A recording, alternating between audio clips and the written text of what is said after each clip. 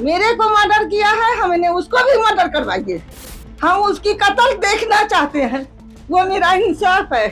Police खाली एक बहलावा देता है, कातिल को रख के खिलाता है पिलाता है और एक बहलावा देता है कि मेरे बच्चे को किसने मरवाया और क्यों मरवाया, किस वजह से मरवाया।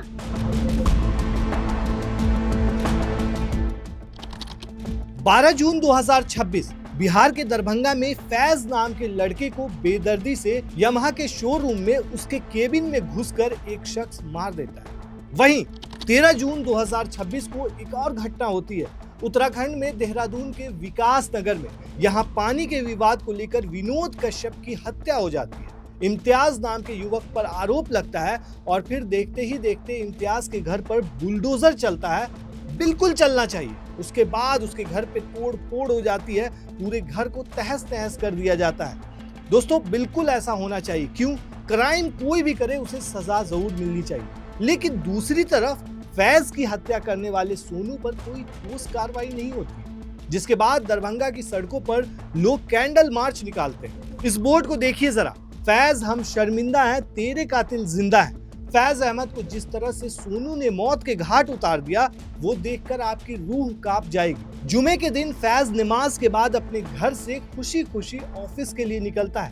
ऑफिस पहुंचकर काम में लग जाता है। इसी दौरान एक दरिंदा आता है और फैज के मुंह पर लोहे की रॉड से पूरी ताकत से हमला कर देता है। फैज कुछ समझ पाता उससे पहले ही लगातार किसी पेशेवर अपराधी की तरह उससे मारा जाता है। वही शख्स मारता है और फिर टेबल पर से मोबाइल और स्कूटी की चाबी लेकर चल पड़ता है और निकल जाता है चुपचाप।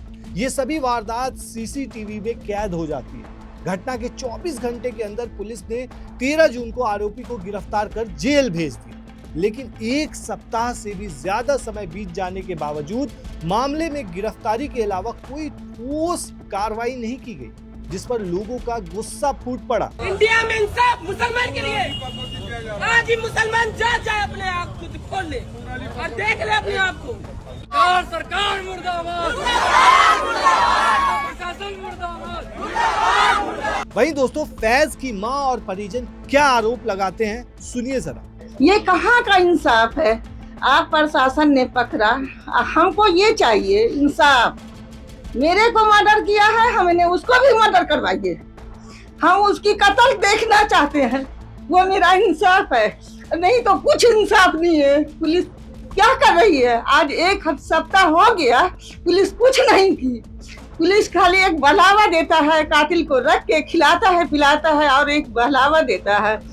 आज मेरे बच्चे के साथ हुआ, कल किसी और के बच्चे के साथ हो सकता है। जिस तरह से मेरे बच्चे को मारा गया, उसी तरह से वो उसका भी कत्ल होना चाहिए। जो तभी हम लोग को, माँ बहन को ऐसा होगा कि मेरे बच्चे की कातिल ने पकड़ाया और कत्ल किया गया।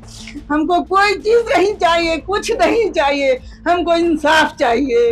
हम अगर किसी कातिल को मार देते हैं तो मेरा इंसाफ नहीं है।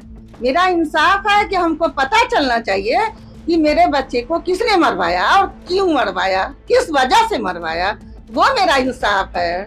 वहीं अब सोशल मीडिया पर भी लगातार सवाल उठ रहे हैं, फैज को इंसाफ कब मिलेगा? इस ट्वीट को देखिए। सोनू पासवान ने फैज की हत्या कर दी, लेकिन मीडिया खामोश, प्रशासन खामोश और न्यायालय भी खामोश। न सोनू के घर पर बुलडोजर चला, न मीडिया का विधवा विलाप हुआ। क्यों?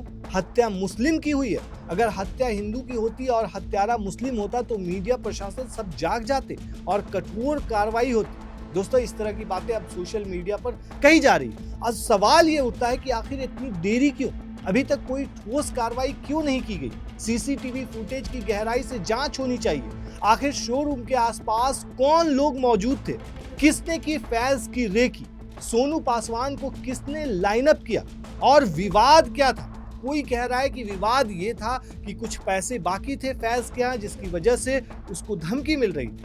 वहीं दोस्तों एक खबर निकलकर ये भी सामने आई कि यामाहा शोरूम के जो ओनर है, उन्होंने ये कहा कि सारी चीजें क्लियर थी, सोनू को उसका पैसा मिल चुका था। मतलब सोनू जो था वो पूर्व में उसी ऑफिस में काम करता था, पूर्व कर्मचारी था वहाँ। इस चीज की पुलिस को गहनता से जांच करनी चाहिए। दोस्तों इस पूरे मामले पर आप क्या कहते हैं, हमें कमेंट में जरूर बताएं।